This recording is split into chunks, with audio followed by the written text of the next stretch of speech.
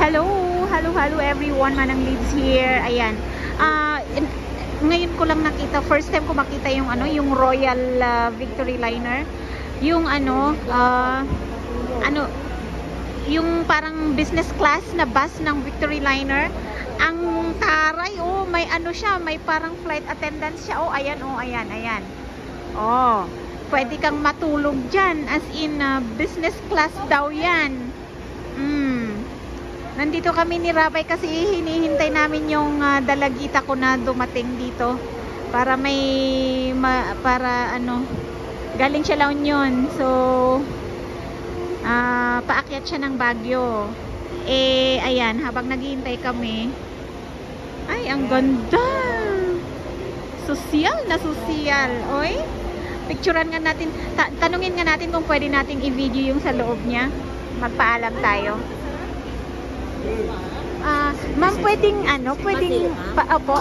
Sige po. Pwede daw, sabi ni ma'am. Ayan si ma'am, ayan.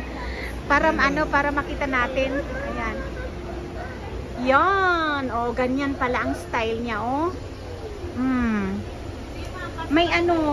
May tag nito, individual talaga, reclining, i-recline yung mga upuan, and then you can sleep while you are on a travel. Ganyan.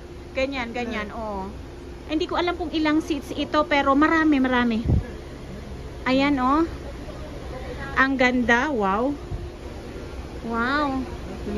Ang nakita ko sa page ng Victory Liner, parang 1.5 yata, Manila.